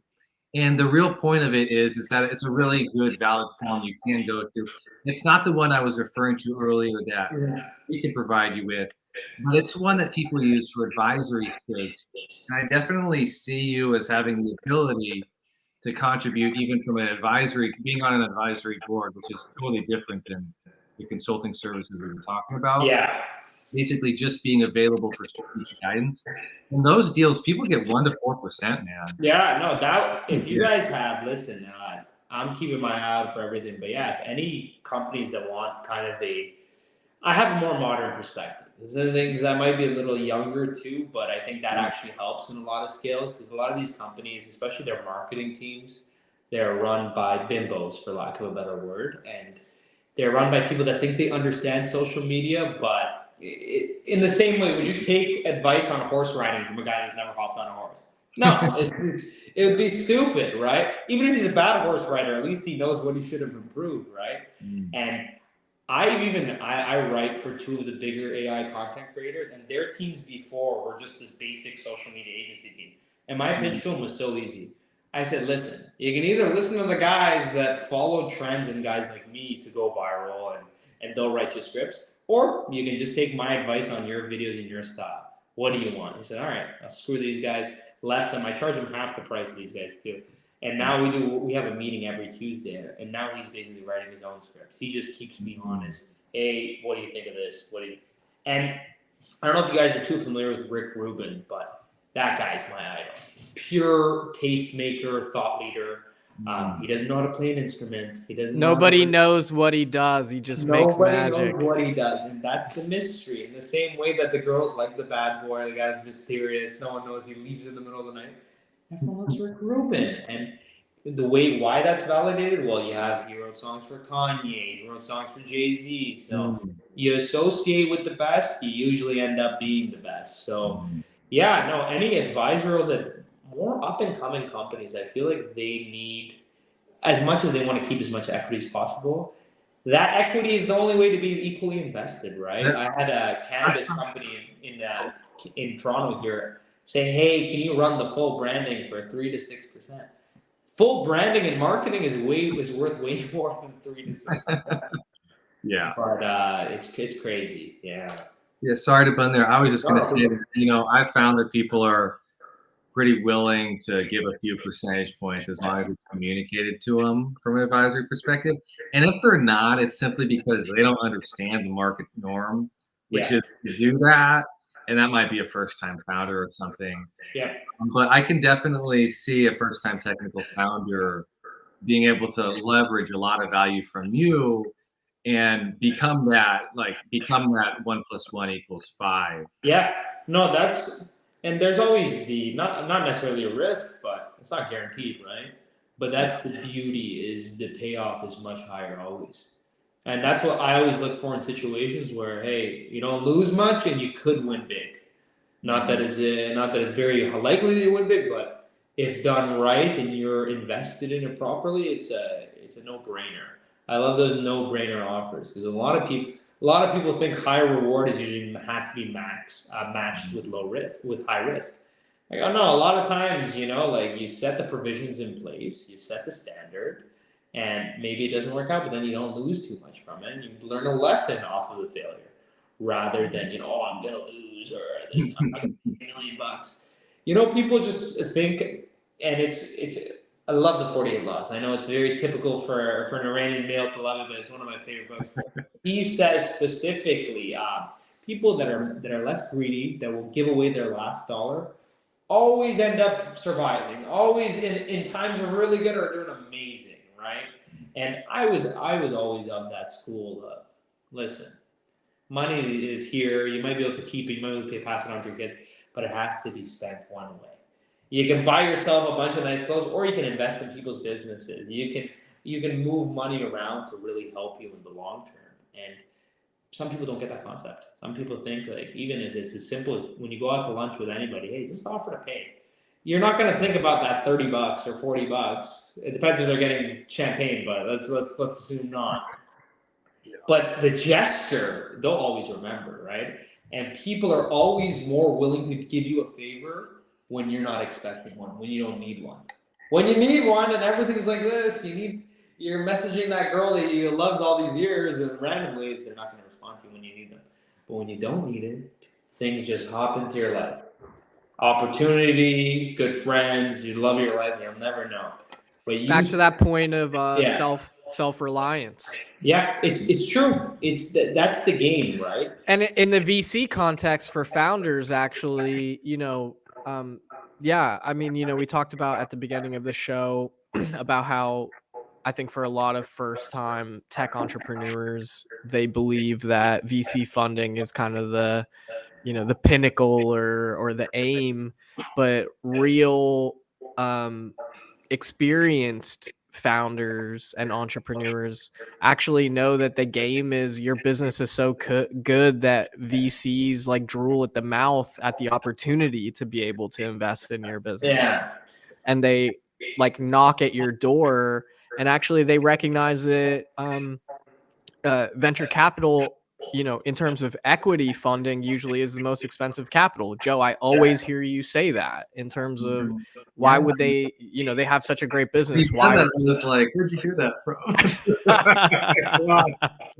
Yeah, that's a Joe line right there. So yeah, man, it's like that self-reliance, it's again to that self-reliance piece. You don't need the venture capital. Guess what? All of the VCs are going to be wanting to invest in your business because you don't need it. They want to be a part of it because it's a great and fantastic and amazing business to be a part of, and they know that it's a win, and that's why they want to be a part of it. Like, Yeah. It's nuts. Even if you look at the game of private equity, they, like the media, like everything else, I won't go too deep on that subject, but life's all a game of theatrics, right? So private equity, what they'll say is, hey, we help business owners achieve financial freedom, we buy out their business.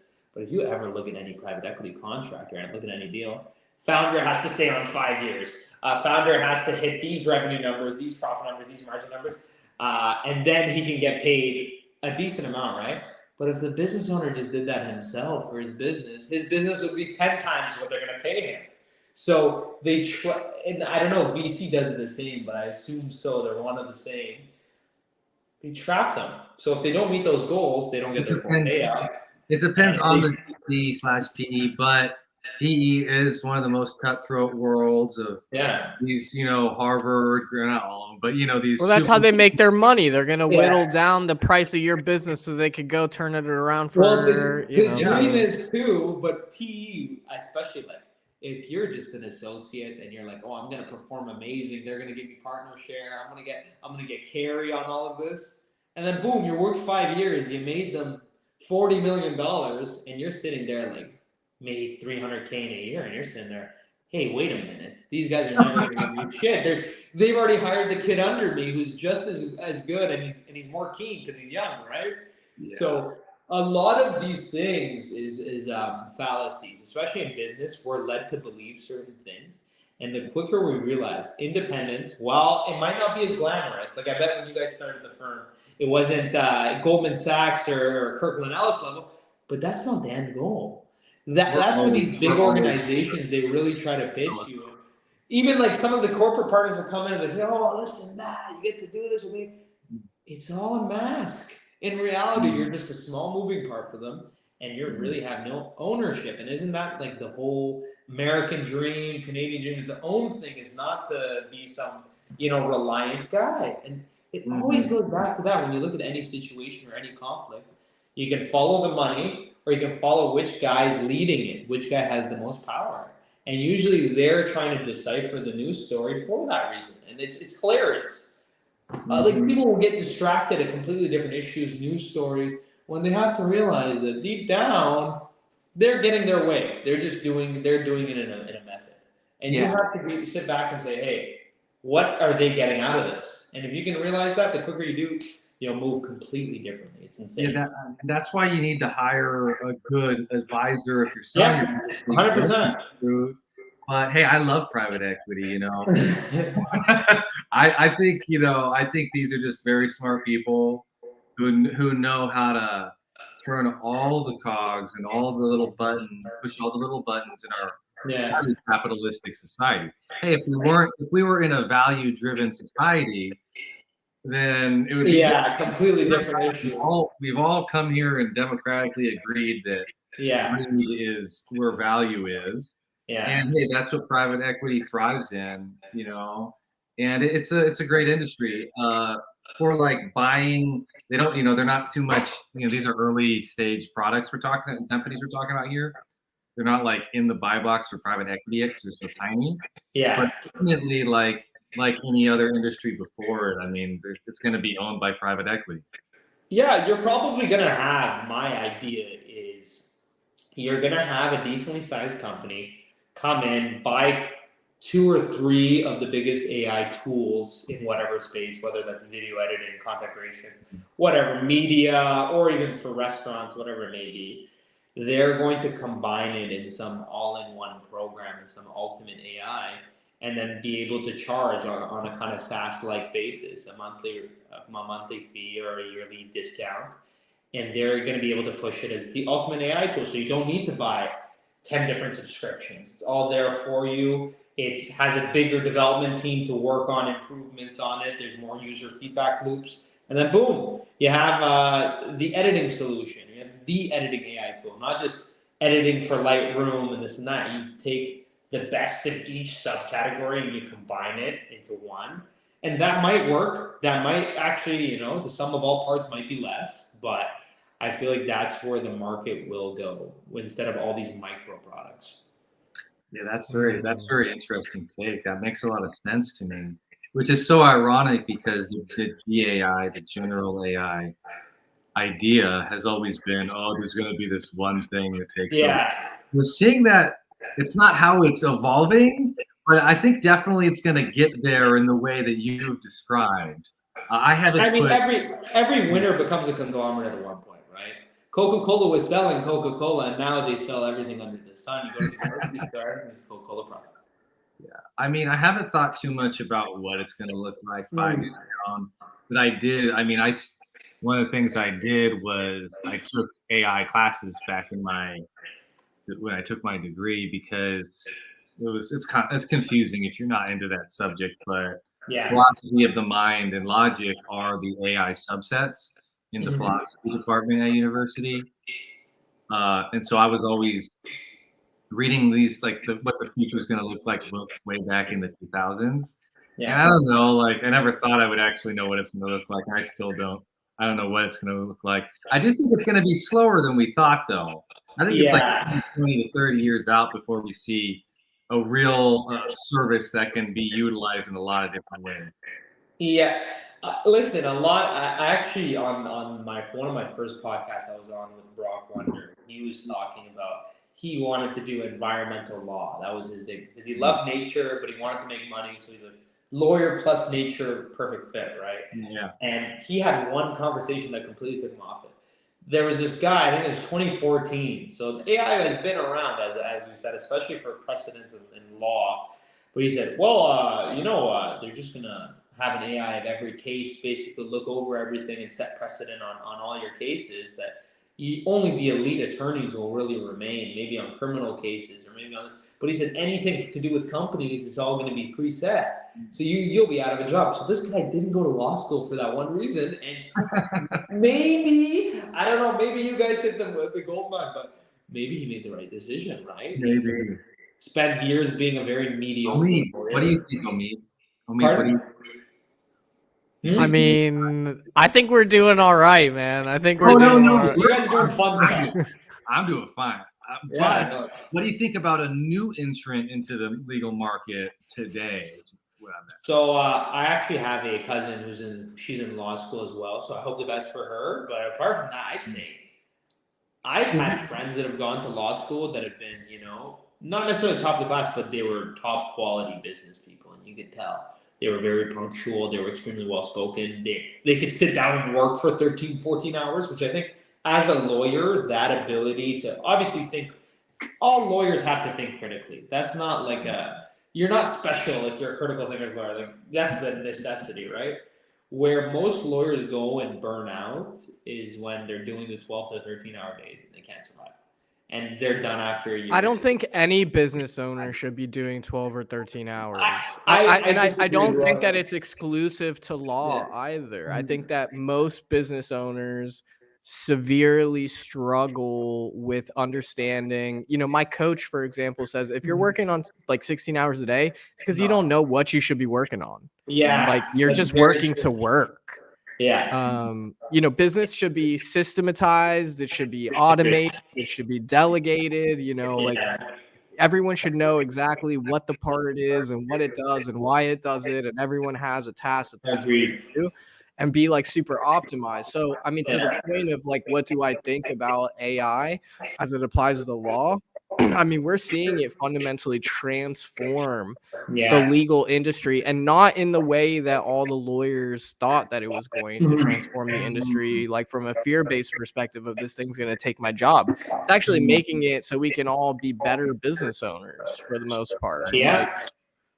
That's true. To kind of go back to the question that I was circling around the group there, I think that my answer may be that since we're in the market and we're already professionals in a space, for us, it's particularly an advantageous time because we can like evolve with the products. Usually part of our future involves offering services that are integrated with such products. If you're a new entrant into the market, I might in my head say be wary.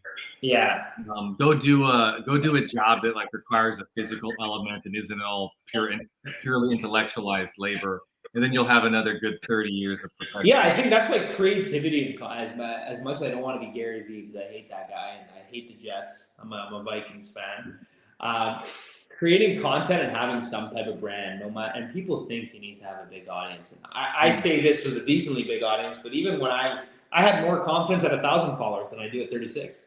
And it's the belief that your stuff is useful, it's valuable, and a lot of people will not think that just because their numbers are low. But getting 10 likes on a LinkedIn post, that means 10 people at least took their time to click on it, right? They probably, maybe 5 of them read through it in time, but you're not in the game of impressing crowds of millions. You're not Michael Jackson, but you are there to that when people eventually down the line might want to do a deal with you, they can look at your body of work and go, wow, this is a portfolio.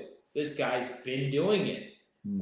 Irrelevant of the performance, because most people are afraid to even hop on podcasts like this.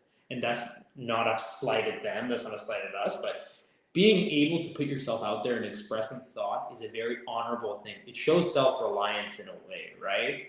And people respect that, no matter what. Even no matter what comments they say, if they're commenting rudely, typically they would never. Yeah, I want to ask you about that. You Yeah. said your video went like super viral and you got like 200 comments, and your first video that went viral was like you talking about how like you left your job and Yeah. started an AI agency. What were the hateful comments, man? Oh my Yeah, God. what were they? There was like, this guy's driving a rental, it's a lease car, this guy's a scammer, this guy's gonna sell you a course, this and that. And I'd be dying. I'd be sleeping in bed, roast. I'd go inside of their I'd go in their profiles and I'd find little information on them. I don't know if we're gonna put this in the podcast, but there was one guy. He's a fat motherfucker. He was commenting some shit like, this guy's a rug puller, this guy, this, and hey, listen, I grew up around the dog. When we were kids, we were making fun of everything. I was the only Persian kid too. I got called every name in the book. I just threw it back. Thick skin. So I'd go on this guy's profile, see his wife's name is Cassie or something. I have Cash is the level-headed one. I'm the passion. I'm the board. I'm about to comment. I go, hey, does Cassie know you're commenting on my videos like this? And before I type enter, Cash is like, no, like don't attack people's wives in this. That's hilarious. Hey, listen, Okay, so this is like the polarity. This is like you playing like the bad guy archetype, pretty much. And that's what and that worked really well, especially in the times of Andrew Tate's popularity. But now it's not. It doesn't have it. Playing the villain, even though naturally I'm more of like, you know. But I've realized I don't mind being the guy that's ultra transparent and humble, that's willing to have a little bit of comedy in his videos. A lot of these guys, they get especially the AI niche influencers, they get typecasted into, here's this AI tool, and they become the tool. What you want to do. The reason you're influencing is because you want to create a personality of sometimes people say, oh, that's a Sam Arami type edit. That's like Hermosi. If you look at Hermosi's videos, you would think, oh my God, this guy's just naturally talented. This guy's been making videos for 12 to 13 years. And he just popped off last year and he invests around $50,000 a month on his editing services and social media. So to think like these people will never understand the work you do. They're always quick to hate, but hate is not a bad thing. That means you're making people feel something. Well, wait a second. That's like something Satan would say. No, but at least it's not bad. It's good. Well, you have to realize there's it's kind of like a reactionary scale. I get what you're saying. I was just look back at it. You know, I was just making. But my friends say I always love to play devil's advocate. I love to play devil's everything. I love the game of people, you know, looking at my phone and going, this fucking guy. That kills me. To know that another grown man I'm occupying real estate in their head just off of a video of me saying something. That's hilarious. Always made me laugh. They came on your wall. You know, they came on your feed, and that's the best part. You just let them spew shit at you and you don't talk back? No, I used to do that, and then the engagement wasn't good. So I said, you know what? I can just roast them. Now he fucks with people all day long. And then you know what happened? Instead of just them commenting and me responding in an honorable way or being like, oh, haha, whatever, in a non-reactive way, when I would act like I was upset at their comment, 15 other people comment, or they comment, and then I comment again, and then boom, the algorithm's like, wow, this guy's video is getting crazy views. Lit. And wow, engagement. This guy's getting 200 comments a video instead of 20. Wow. Okay, we need to show this to more people. Clear. And the algorithm's so stupid. You can trick it a lot of the times by forcing these type of videos. But now the algorithm, both on TikTok and has kind of advanced. They want longer form videos to encourage ad spend. So that's what you're dealing with a lot of the times. But the algorithm rewards stupidity. If you look at the most famous podcast clips, it's like Elon smoking weed is one of the most popular. And it's simple, it's unique, but that's because it's Elon. If you look at other podcasts, if you look at Fresh and Fit, if you look at any of the Take Confidential, it's them saying something ridiculously wrong. Or it'll be like a video of Eddie Murphy, and then the guy goes, "This guy did this," and everyone in the comments like, "Hey, that's Eddie Murphy. That's not just some guy." And it's so dumb. It's so tricking dumb. the algorithm. It's not for guys like us. The average guy, not say it isn't guys like us. The average guy is sitting there, maybe a high school degree, wants to make money quickly, gets really angry quickly. And the people that have realized that to capture it usually also invite a loyal group of fans. So yeah, I mean that's the duality of like the duality of man, as they say, right? I love the picture in my head, and this is where how I'm gonna remember you. I love the picture in my head of you just sitting there like trolling the shit out of people on social media. You would think I was behind a computer, Joe, but I was on my stomach. My heels were kicking. I was like a little girl waiting on the prompt. I was dying laughing. That's hilarious. Tash would go to the washroom, whatever, and he'd just read the comments, and I'd hear him dying. Like, that's so good. We would like, because everyone wants this positive story of, yeah, I went viral. I was nice to all my fans. No, I was honest with all my fans. And in some of the videos, I'd include Andrew Tate like yelling at the screen, going, "You're broke," and we would die. I'd be editing this like cackling. I'm like, this is gonna piss so many people off. But now we've reached the stage where it's more professional. The editing quality is a little higher. We have more corporate partners, which I'm fine with. Listen, that's what I didn't want to just be some joke anti-villain, but it did help to get that virality at the start, because now I have guys like Omid and yourself inviting me on the podcast where I can make the real connection. I can speak about real topics that I'm passionate about. I went to school for, I worked in. But yeah, before it was just a, hey, let's go viral. Let's pop this off. Let's have the ability to do brand deals, and then other future business will come just because of our social standing. Also, all about quality of relationship. That's all we're worried about. Sure, no, but also there's something genuine about, like, if somebody says something upsetting, to yell back at them.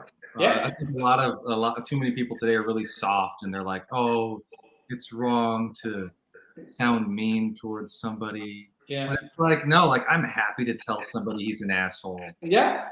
And that's back to self-reliance. That's the beauty sometimes of being self-employed or working with partners. I have a buddy. He runs him and his mother run one of the biggest no-work shops in Canada. Millionaire, but humble guy, but really short fuse. This guy will yell at anyone. This guy will beef in traffic. This and that. Even the company car. And I'm like, yo, relax. He goes, what? I'm self-employed. What? They're gonna tell all my clients for me? And I don't fully agree with it, I die laughing because it's so true, right? When we're, even sometimes I wouldn't want to post certain things when I was working at RBC. But now I'm like, hey, I can speak my mind. Sure, I might still face some repercussions, but professionally, I'm the only guy bringing home the bacon home for myself. So, hey, I'll live and die by it at the same time, right? Yeah, 100%. Even as lawyers, like, we're kind of our own police.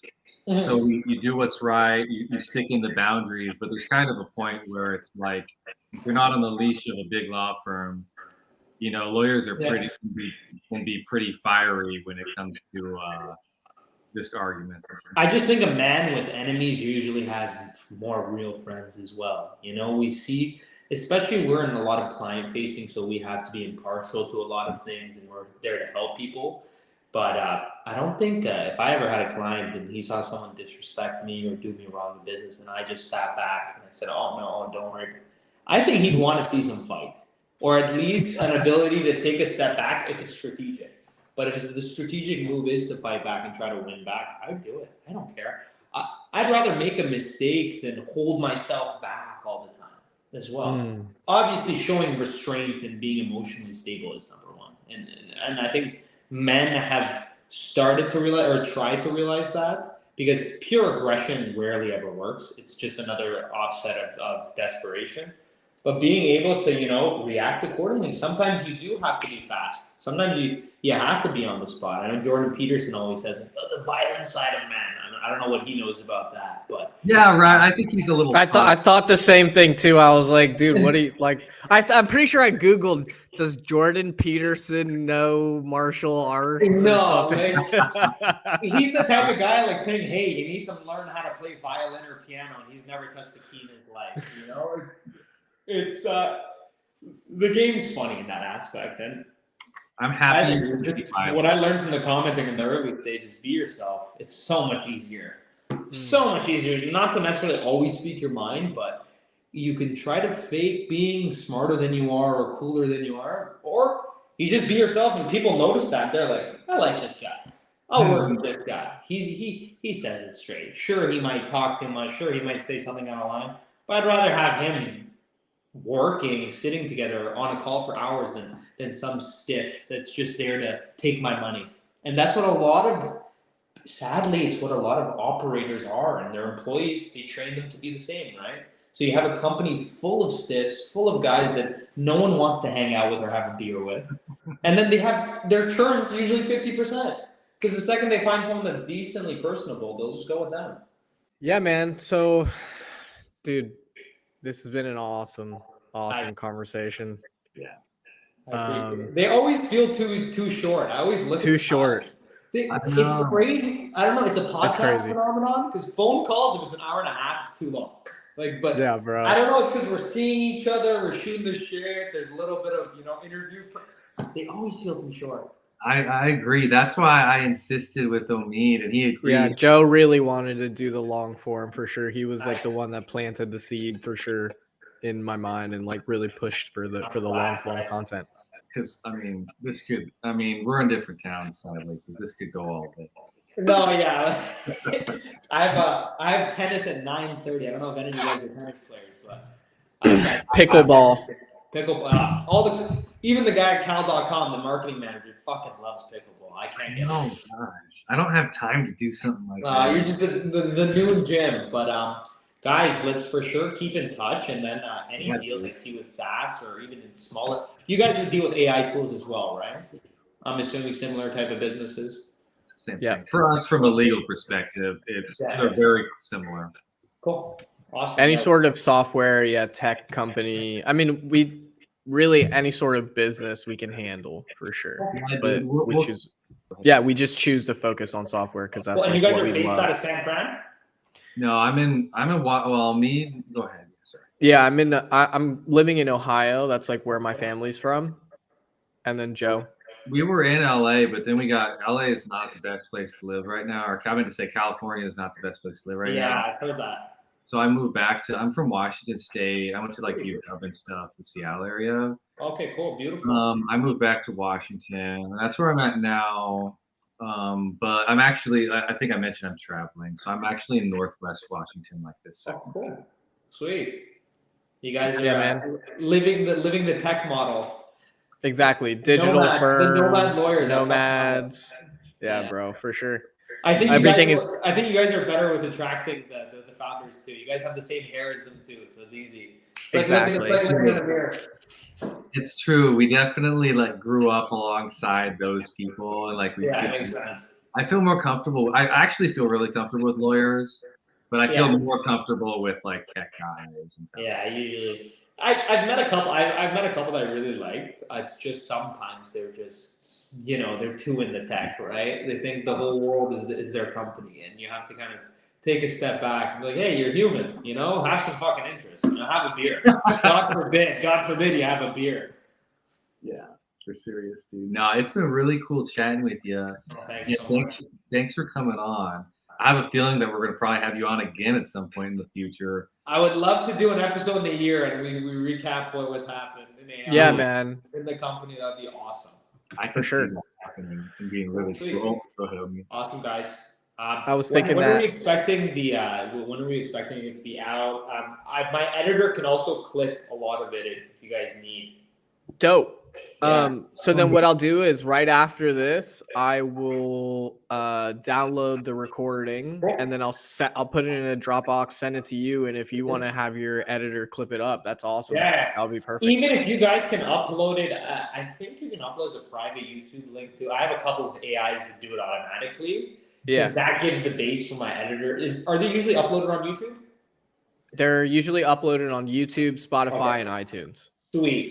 So if you could do the YouTube upload first, right before launch, and then I usually get Opus to clip the 20 most viral moments, and then I get my editor to go in and look at those and see what to clip and do better edits on top of it. Okay. Cool. That sounds cool. I feel like we touched a little side note. I feel like we gave justice to some M&A as was relevant here. Because it's like and for me, like that's one of the fun things. That's what we do. That's one of the fun things I love. So maybe like next time we'll have had more experiences, or maybe we'll have met some of the people you work with. Yeah. So we can dig deeper into that subject.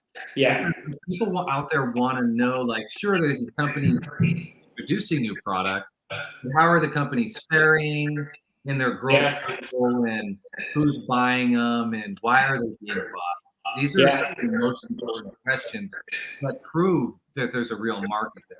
Yeah, listen, guys, I just had a random thought, but I always wanted to run a podcast, but the economics behind it. But this method is really good.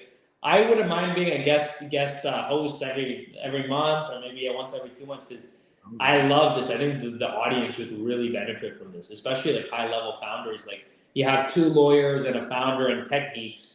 It's a win-win for everybody. But you guys also mentioned the advisory agreements for equity. If you guys see any of those around, or any companies that want more of like a social media backing, but they don't want to pay influencers directly and then they're just done, I wouldn't mind exploring some partnerships. I'm currently exploring that with cal.com, but I wouldn't mind if you guys see something, and just make sure it's not some content creation nonsense. Just some a real solution for business owners. We're always around. Like we're doing the government funding program, and we're also doing the promotion live on Instagram and TikTok. So always ready to advise. Sure, awesome, no, we'd be happy to do that. And also, like, we can talk to you more about how those deals are done, because we're very comfortable. That would be cool, yeah. And like it's one of those things where it's actually really easy to get those deals. Yeah.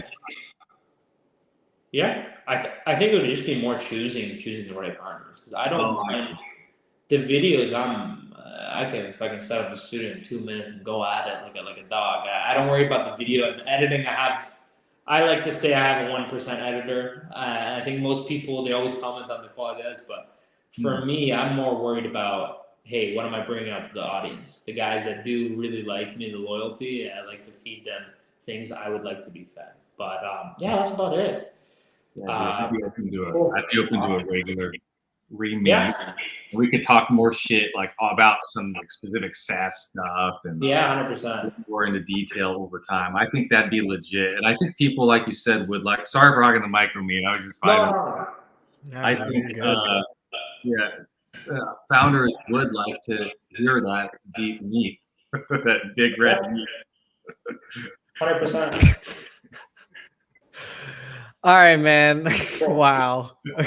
All right, so I want to make sure we grab this recording. So typically how we end these podcasts is I'm going to ask you for a tip of the day. So if you want to give us a tip of the day, like related to AI or micro SaaS or something like that, that's perfect. Ideally, it's something that you haven't said already.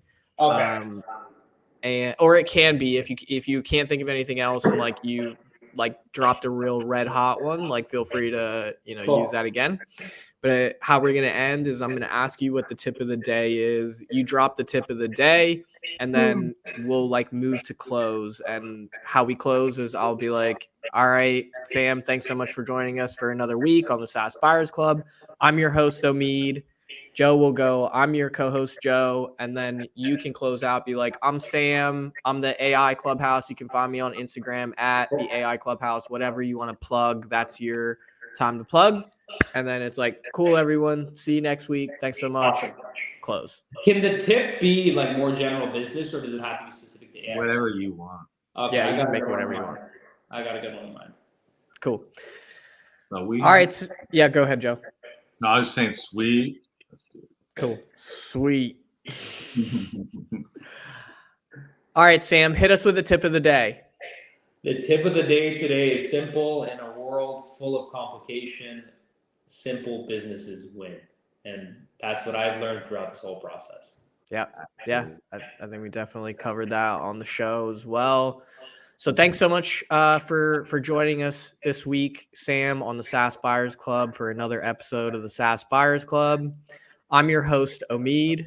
Yeah, thank you so much, Sam. I was your co-host here, Joe. And I go by the name of Sam Arami of the AI Clubhouse. Thanks for having us on. Where can people get a hold of you that we haven't mentioned yet, Sam? So our website's theAIClubhouse.com, and then TikTok, Instagram, everything's the same. It's basically wrapped up there. Sweet, sounds good. All right, well, we're looking forward to seeing you back. Fantastic. Look forward to coming. Awesome. See you next week.